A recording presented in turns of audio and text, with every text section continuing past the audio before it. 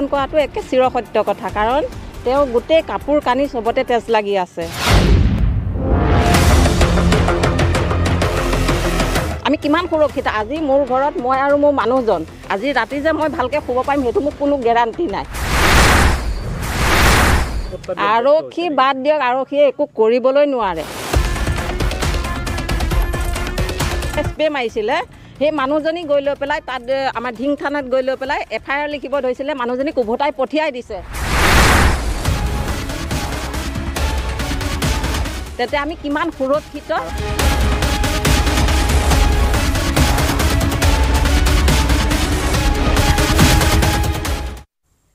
কিমান সুৰক্ষিত ধিঙৰ মহিলা, এই মুহূৰ্তৰ বিগ ইছ্যু। নগাঁৱৰ ধিঙত সংঘটিত ডকাইতি আৰু নাৰী ধৰ্ষণৰ ঘটনাই ৰাজ্যজুৰি তীব্ৰ প্ৰতিক্ৰিয়াৰ সৃষ্টি কৰাৰ পাছতো অভিযুক্ত গেংটোক চিনাক্ত কৰাত ব্যৰ্থ স্মাৰ্ট আৰক্ষী। 20টাৰো অধিক এনে জঘন্য ঘটনা আৰু ডকাইতি কাৰ্যৰ পাছতো চৰম ব্যৰ্থতা প্ৰদৰ্শন কৰিছে ধিং আৰক্ষীয়ে। আনকি এজাহাৰ দিবলৈ যোৱা মহিলাকো বিমুখ কৰি ঘৰলৈ পঠিয়াই দিয়াৰহে বেআইনী কাম কৰিছে স্বয়ং আইনী ৰক্ষকে। আন বহু সাধাৰণ ঘটনাটো টুইট কৰা স্বয়ং আৰক্ষী সঞ্চালক প্ৰধান GP সিঙেও মানৱ সমাজক লজ্জানত কৰা ধিঙৰ স্প্ৰে গেং সন্দৰ্ভত এই পৰ্যন্ত কোনো প্ৰতিক্ৰিয়া প্ৰকাশ কৰা নাই। আনকি ঘটনাৰ গুৰুত্ব বুজি এই পৰ্যন্ত ধিঙত উপস্থিত হোৱা নাই কোনো শীৰ্ষ আৰক্ষী বিষয়া। নতুনকৈ কোৱাৰ প্ৰয়োজন নাই যে ধিঙৰ এখন গাঁৱত সংঘটিত হৈছে অতি জঘন্য আৰু হৃদয় বিদাৰক ঘটনা। বিগত কেইবা মাহত একেখন গাঁৱতে 20 গৰাকীতকৈও অধিক মহিলাক ধৰ্ষণ কৰিছে ডকাইতে। প্ৰথমে লুটপাট চলায়, তাৰ পিছতে মহিলাক ধৰ্ষণ কৰে এই ডকাইতৰ গেংটোৱে। কেইবাবাৰো আৰক্ষীৰ ওচৰত FIR দিবলৈ যোৱা মহিলাক উভতাই পঠিওৱাৰ অভিযোগ কৰে ভুক্তভোগী মহিলাই। ধিং আৰক্ষীয়ে কোনো ব্যৱস্থা নোলোৱাৰ অভিযোগ কৰে ভুক্তভোগী মহিলাসকলে। উল্লেখযোগ্য যে যোৱা নিশাও এঘৰত লুটপাট চলাই বৃদ্ধাক ধৰ্ষণ কৰে ডকাইতৰ দলে। স্প্ৰে মাৰি বৃদ্ধাক অচেতন কৰি প্ৰথমে লুটপাট ডকাইতৰ আৰু তাৰ পিছতে অচেতন অৱস্থাত দলবদ্ধ ধৰ্ষণ কৰে 60 ঊৰ্ধৰ বৃদ্ধাক। বৰ্তমান নগাঁও চিভিল হস্পিটেলত জীৱন মৃত্যুৰে যুঁজিছে ভুক্তভোগী বৃদ্ধাগৰাকীয়ে। বিগত 3 মাহত ধিঙত প্ৰায় 20টাতকৈ অধিক এনেধৰণৰ লুটপাটৰ ঘটনা সংঘটিত হৈছে। স্প্ৰে গেঙে সংঘটিত কৰিছে আটাইকেইটা লুটপাটৰ ঘটনা। অধিকাংশৰ ঘৰতে লুটপাটৰ পিছত যুৱতী মহিলাক টাৰ্গেট কৰি লয় ধৰ্ষণৰ অভিযোগ উত্থাপন হৈছে সেই গেংটোৰ বিৰুদ্ধে। একেটা নিশাই সংঘটিত হৈছে 2টাকৈ পৰিয়ালক লুটপাট বা স্প্ৰে গেঙৰ এই অমানৱীয় কাৰ্য। ডকাইতে বিষাক্ত স্প্ৰে ব্যৱহাৰ কৰাৰ ফলত গুৰুতৰভাৱে অসুস্থ হয় 5জনকৈ লোক। ধিং আৰক্ষীৰ কাষ চাপিছে ভুক্তভোগী কেইবাটাও পৰিয়াল, কিন্তু তেওঁলোকে ন্যায় পোৱা নাই। আৰক্ষীয়ে কোনো ধৰণৰ শক্তিশালী পদক্ষেপ গ্ৰহণ কৰা নাই। এক প্ৰকাৰ আৰক্ষীয়ে নাকত তেল দি তাত শুই আছে। কোনে এইবোৰ কাম কৰি আছে, আৰক্ষীৰ হাতত কোনো তথ্য নাই। আৰক্ষীৰ ওচৰত গ'লে এজাহাৰ নিদি উভতাই পঠিয়াবলৈ চেষ্টা কৰে মহিলাসকলক।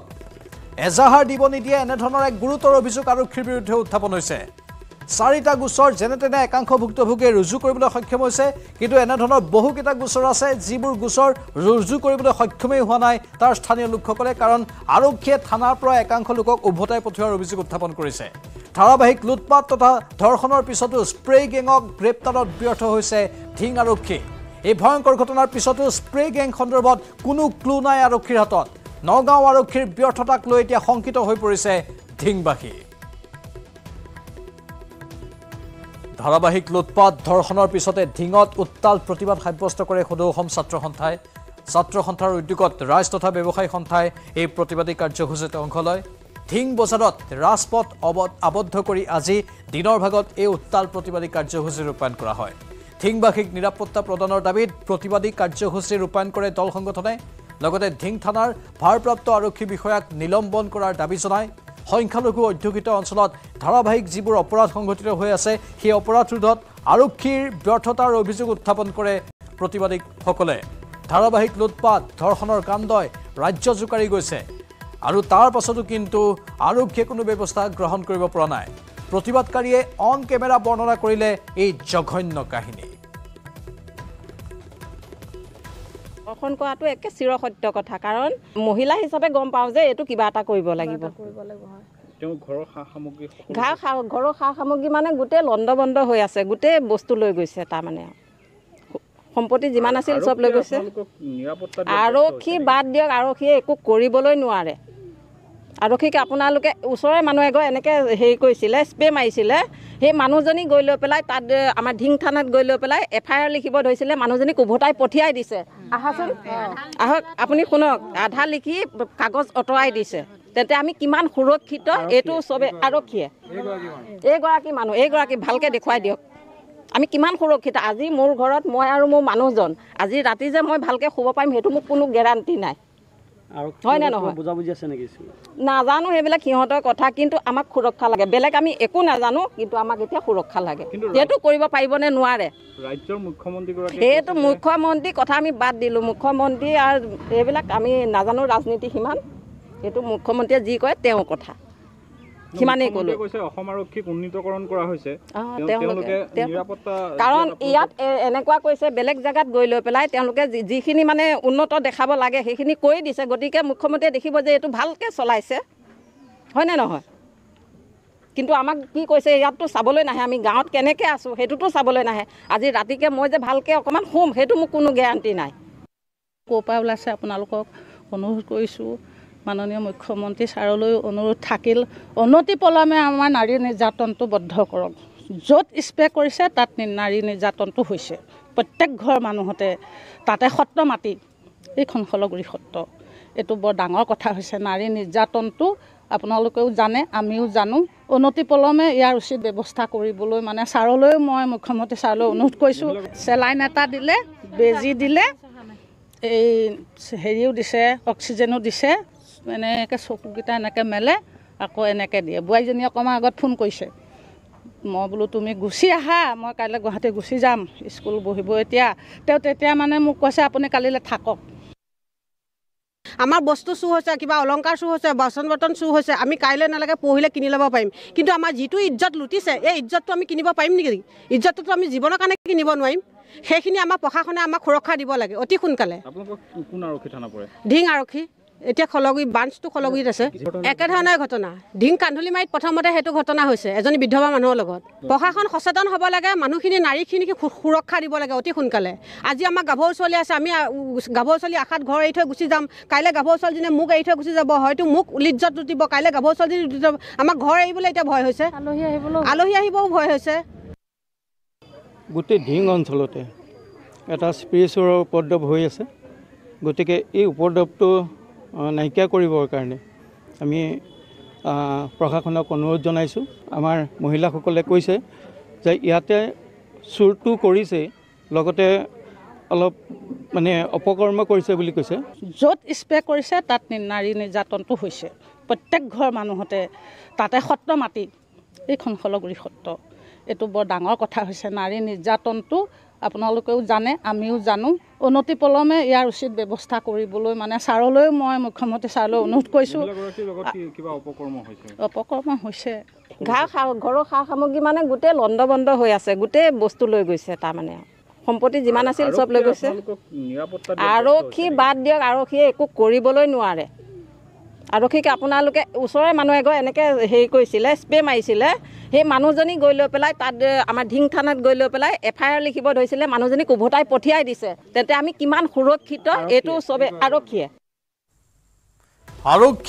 FIR গ্ৰহণ কৰা নাই, উভতাই পঠিয়াই দিছে মহিলাক। অতি লজ্জাজনক এটা ঘটনা। আৰক্ষীয়ে কোনো পদক্ষেপ গ্ৰহণ কৰিব নোৱাৰাটো দুৰ্ভাগ্যজনক, আৰু FIR ৰুজু কৰিব নিদি উভতাই পঠিওৱাটো অত্যন্ত আচৰিত ঘটনা। আৰক্ষীৰ কিছু ভাষ্য আছে, শুনাব বিচাৰিছোঁ। আমি 4জন ব্যক্তি ইতিমধ্যে এৰেষ্ট কৰা হৈছে, তেওঁলোকৰ পৰা ৰিকভাৰীও কৰা হৈছে, স্প্ৰেও আমি পাইছোঁ। কিন্তু এতিয়া তেওঁলোকেতো জেলতে আছে। মই আজিও ৰাতিপুৱাই খবৰ কৰিছোঁ, যেতিয়া খবৰটো পালোঁ যে জেলতে আছে। কিন্তু এতিয়া হয়তো নতুন গেং কোনোবা ফৰ্ম কৰিব পাৰে, তাৰ কাৰণে আমি আকৌ নতুনকৈ তদন্ত কৰিব লাগিব।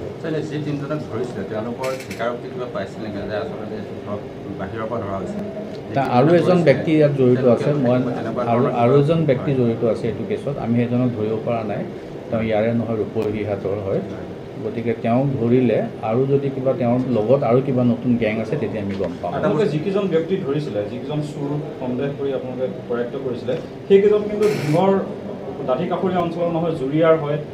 মই এইমাত্ৰ ক'লোঁ আপোনাক যে যিজন মেইন কিংপিং আছিলে ইয়াৰে গোটেই বস্তুটো যিটো মানে গেছটো বনায়, সেইজন ৰূপহীহাটৰ হয়। গতিকে ইয়াতে আহি পেলাই কৰা, তাত নকৰিব পাৰে, হয়তো ধিঙত আহি পেলাই কৰিছে। গতিকে সেইজন ধৰিব পাৰিলে আৰু যদি কিবা গেং আছে আমি গম পাম। ফলগৰীত যিটো ঘটনা হৈছে নিচেই কাষতে এটা আউটপোষ্ট আছে, তাৰপিছতো পেট্ৰলিঙৰ ব্যৱস্থা নাথাকে নেকি? যিদিনাখন কালি ঘটনা হৈছে ৰাতি 3টা বজালৈকে আমাৰ পেট্ৰলিঙো আছিলে, VDP মানুহে পেট্ৰলিঙো পাইছে আৰু VDP মানুহে এইটোৱে তথ্য দিছিলে যে গুলজাৰ হুছেইন যিজন আমি কালি উঠাই আনিছোঁ তেওঁ ৰাতি 3:30 বজাত তাতে সন্দেহজনক অৱস্থাত ঘূৰি ফুৰা দেখা পাইছে।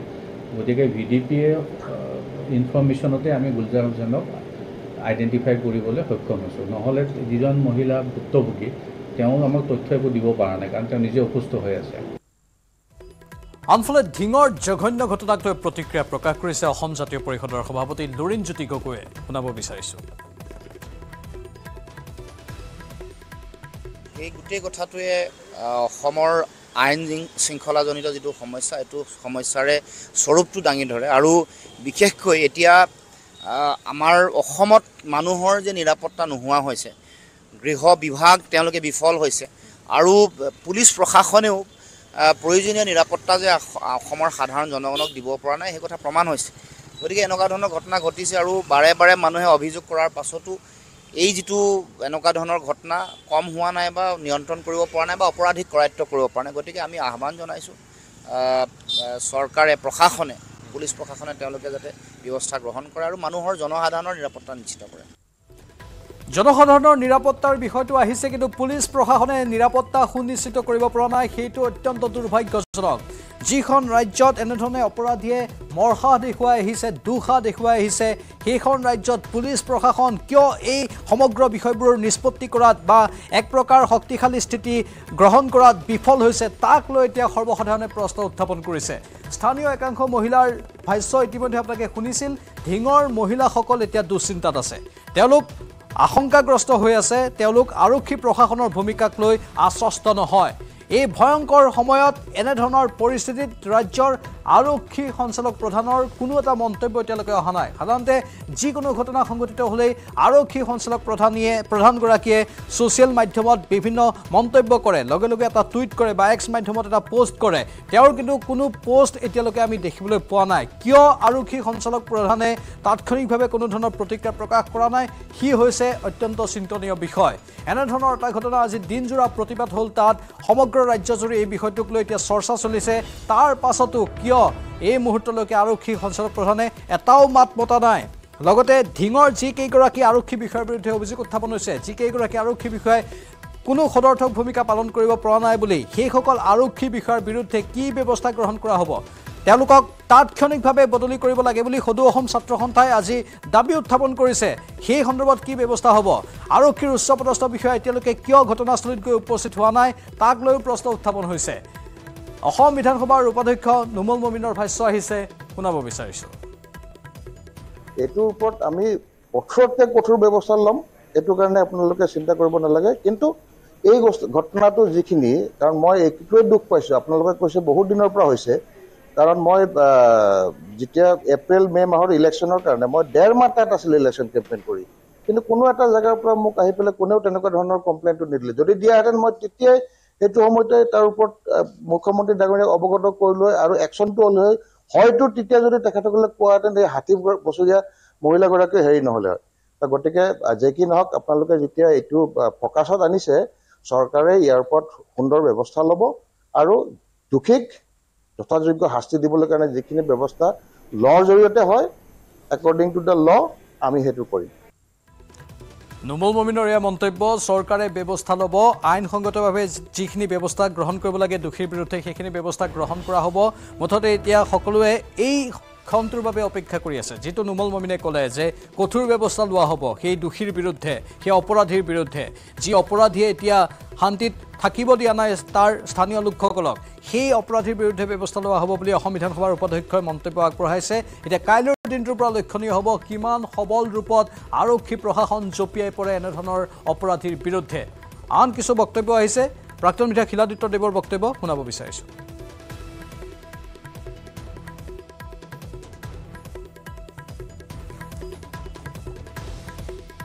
পাইছোঁ আমি পৰৱৰ্তী সময়ত সম্প্ৰচাৰ কৰিম, কিন্তু সমান্তৰালভাৱে আমি কৈ থওঁ যে এই সমগ্ৰ ঘটনাক লৈ এতিয়া গোটেই ৰাজ্যজুৰি কেৱল প্ৰতিক্ৰিয়াৰ জোৱাৰ উঠিছে। এই ঘটনাক সকলোৱে গৰিহণা দিছে। যি স্প্ৰে গেঙে প্ৰথমে লুটপাট চলায়, তাৰ পাছত মহিলা বা যুৱতীক টাৰ্গেট কৰি লয় অপকৰ্ম সংঘটিত কৰে সেই স্প্ৰে গেং সমূলঞ্চে উৎখাত হ'ব লাগে বুলি এতিয়া সৰ্বত্ৰ দাবী উত্থাপন হৈছে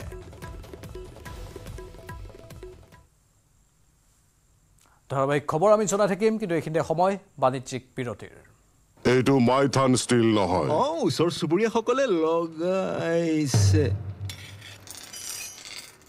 ষ্ট্ৰং মানে মাইথান ষ্টিল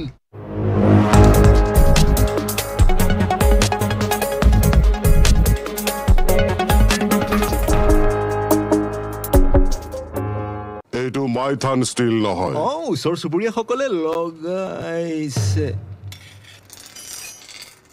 ষ্ট্ৰং মানে মাইথান ষ্টিল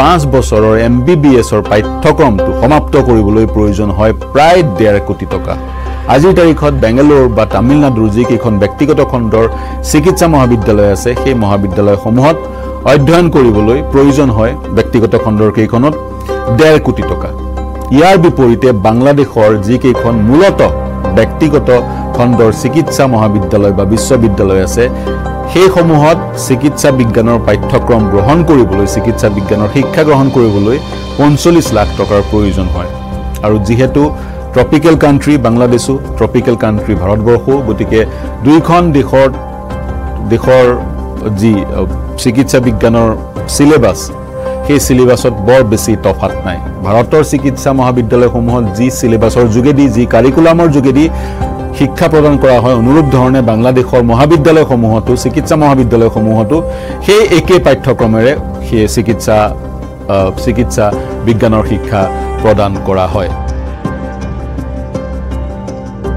ভাষাৰো বিশেষকৈ পশ্চিমবংগৰ অসমৰ ছাত্ৰ ছাত্ৰীসকলৰ কাৰণে ব্যৱহাৰিক ভাষা যি বাংলাদেশত যেহেতু বেংগলী বাংলা ভাষা সেই ভাষাটোৰ সৈতে অসম আৰু পশ্চিমবংগৰ লোকসকল এটা পৰ্যায়লৈকে পৰিচিত গতিকে ভাষাৰো বৰ বেছি সমস্যাৰ সৃষ্টি নহয় আৰু মিডিয়াম অফ ইনষ্ট্ৰাকশ্যন চিকিৎসা মহাবিদ্যালয়সমূহত বাংলাদেশৰ মিডিয়াম অফ ইনষ্ট্ৰাকশ্যন ইংৰাজী গতিকে ভাৰতবৰ্ষৰ বা অসমৰ ছাত্ৰ ছাত্ৰীসকলৰ কাৰণে বুজাত পাঠ্যক্ৰমসমূহ সিলেবাছসমূহ বুজাটো বৰ বেছি অসুবিধাৰ সৃষ্টি নহয় আৰু তাৰ সমান্তৰালকৈ প্ৰতিখন চিকিৎসা মহাবিদ্যালয়ৰ সৈতে সংযুক্ত হৈ আছে এখন চিকিৎসালয় 200খন বিছনাযুক্ত অতি কমেও 200খন বিছনাযুক্ত একোখন চিকিৎসালয় অন্তৰ্ভুক্ত হৈ আছে 5 বছৰীয়া পাঠ্যক্ৰম সমাপ্ত কৰাৰ পিছত তেওঁলোকে ইন্টাৰ্নশিপ কৰাৰো সমস্যাৰ সৃষ্টি নহয় বাংলাদেশত আৰু বাংলাদেশত তেওঁলোকে পাঠ্যক্ৰম সম্পূৰ্ণ কৰাৰ পিছত ভাৰতবৰ্ষলৈ অহাৰ পিছত তেওঁলোকে ভাৰতবৰ্ষত চিকিৎসা বিজ্ঞানৰ প্ৰেক্টিছ কৰিবলৈ যেটো পৰীক্ষাত অৱতীৰ্ণ হ'ব লাগে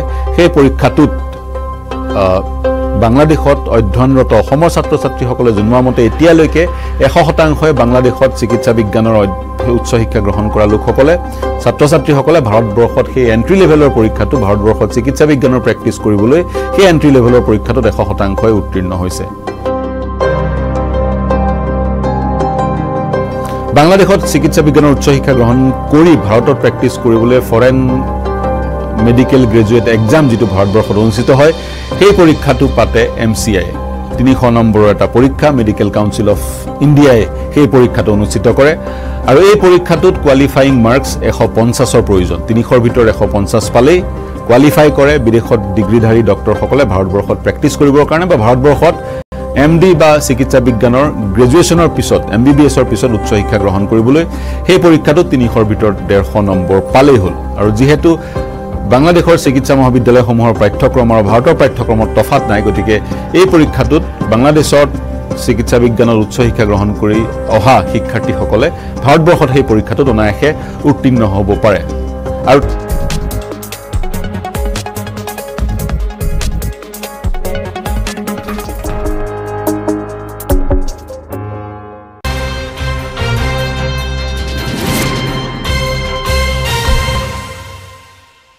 ডাঙৰ খবৰ মহানগৰীত জব্দ হৈছে কোটি টকাৰ হেৰোইন STFৰ জালত মহিলা ড্ৰাগছ সৰবৰাহকাৰী হাতীগাঁৱৰ সিজুবাৰীত STFে অভিযান চলায় এই অভিযানত জব্দ প্ৰায় 1 কোটি 20 লাখ টকাৰ হেৰোইন মহিলাগৰাকীয়ে ঘৰত লুকুৱাই ৰাখিছিল হেৰোইনখিনি 150.5 গ্ৰাম ওজনৰ 13টা হেৰোইন ভৰ্তি সাবুনৰ বাকচ নগদ 13,000 টকা আৰু এটা মোবাইল ফোনো জব্দ কৰিছে আৰক্ষীয়ে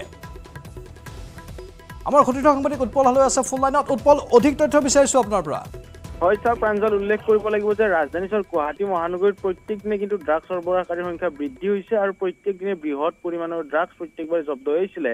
আৰু আজি সন্ধিয়াৰ ভাগত কপিল পাঠকৰ নেতৃত্বত এটা সজাতি দলে STFৰ প্ৰায় 10জনীয়া দলে অভিযান চলাইছিলে হাতীগাঁৱৰ সিজুবাৰী অঞ্চলত। আৰু সিজুবাৰী অঞ্চলত অভিযান চলোৱা 150 গ্ৰামকৈ ওজন থকা প্ৰায় 13টা মুঠ যদি ওজনৰ কথা উল্লেখ কৰোঁ প্ৰায় 1.5 কিলো হ'ব। আৰু সেই 1.5 কিলোৰ ওজন প্ৰায় 1 কোটি 20 লাখ হ'ব বুলি ইতিমধ্যে আৰক্ষীৰ সূত্ৰৰ পৰা হওক বা SDFৰ সূত্ৰৰ পৰা আমাক জানিবলৈ দিছে।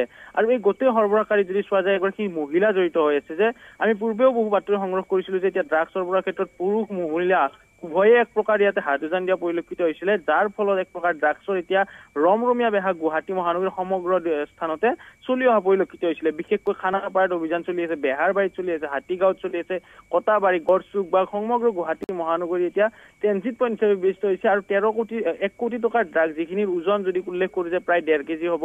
আৰু এতিয়া এনেদৰে আলি দেৱী যিগৰাকী মহিলা আছে তেখেতক গ্ৰেপ্তাৰ কৰিছে আৰু অধিক অব্যাহত ৰাখিছে। কিন্তু আলি দেৱীৰ লগত আৰু কোন কোন লোক জড়িত আছে সেই গোটেই ঘটনা STFে হওক আৰু হাতীগাঁও আৰক্ষী থানা এতিয়া যুটীয়াভাৱে তেখেতসকলে তদন্ত কৰি আছে আৰু কোন কোন লোক জড়িত থাকিব পাৰে। এতিয়া এক প্ৰকাৰ গুৱাহাটী মহানগৰীত ছানি ধৰিছে কিন্তু নিষিদ্ধ ড্ৰাগছে।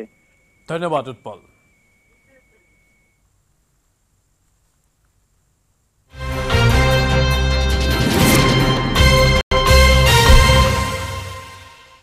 যোৰাবাটত পুনৰ ভয়ংকৰ কৃত্ৰিম বান। এজাক বৰষুণতে যোৰাবাটত ভয়ংকৰ পৰিস্থিতি। পাহাৰৰ পৰা নামি অহা পানীৰ ঢলে বুঢ়ালে ৰাজপথ। কৃত্ৰিম বানৰ বাবে যোৰাবাটৰ ৰাজপথত তীব্ৰ যান-জঁট। এই পথছোৱাত বৰষুণ অতিমাত্ৰা দিলে প্ৰায়ে কৃত্ৰিম বানপানী হয়। আজিও ব্যতিক্ৰম হোৱা নাই। এয়া যোৰাবাটৰ কৃত্ৰিম বান আৰু এই যোৰাবাটৰ কৃত্ৰিম বানৰ ফলতেই ৰাষ্ট্ৰীয় ঘাইপথত ঘণ্টাৰ পাছত ঘণ্টা ধৰি বহু বাহন আবদ্ধ হৈ থাকিবলগীয়া অৱস্থাৰ সৃষ্টি হৈছে।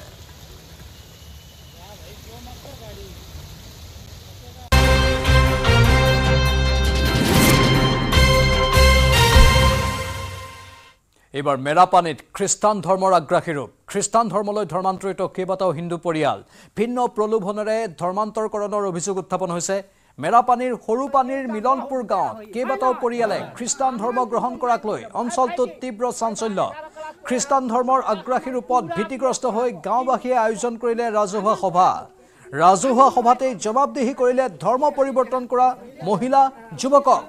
উল্লেখযোগ্য যে নৱপ্ৰজন্মক বিভিন্ন প্ৰলোভনেৰে খ্ৰীষ্টান ধৰ্ম প্ৰচাৰকসকলে আকৰ্ষিত কৰি অঞ্চলটোত বহু যুৱক যুৱতীক খ্ৰীষ্টান ধৰ্ম গ্ৰহণ কৰোৱাই অহাৰ অভিযোগ উত্থাপন কৰিছে স্থানীয় লোকসকলে।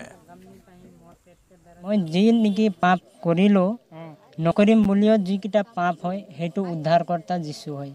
মানে আপুনি পাপ কৰিলেও উদ্ধাৰ কৰি দিব যীশুৱে। তাৰ নিয়মমতে চলিবলৈ আমাৰ যোনটো হিন্দু শাস্ত্ৰ আছে সেইকেইটাত আমাক কোনো নিশিকায়।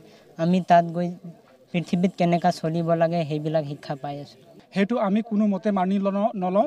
আমি সৰুপানী আঞ্চলিক গড় সমাজ হৈ পেলাই তেখেতক আমি গৰিহণা জনাইছোঁ যে তেখেতলোকে অতি সোনকালে খ্ৰীষ্টান ধৰ্মটো বাদ দি পেলাই আমাৰ হিন্দু ধৰ্মত আকৌ হিন্দু ধৰ্মৰ নীতি নিয়ম মানি আমাৰ হিন্দু ধৰ্মত থাকিব বুলি আমাৰ পৰা অনুৰোধ আছে। মোৰ ল'ৰাকেইটা মোৰ ওচৰত আহিব লাগে আৰু যদি মোৰ হিন্দু ধৰ্মত নাহে খ্ৰীষ্টান ধৰ্মত যায় ইহঁতক মা বাবা বনায় তেতিয়া ইহঁতিয়ে কি দিব নিদিব মাটি বাৰী ৰাখিব নে নাৰাখে ঘৰ বাৰী দিব নিদিব মই নাজানো লেকিন মই একোৱে নিদিওঁ ইহঁতক। আৰু ছুপাৰ প্ৰাইমত এইখিনিতে সময় বাণিজ্যিক বিৰতিৰ, কিন্তু অতি সোনকালে উভতি আহিম।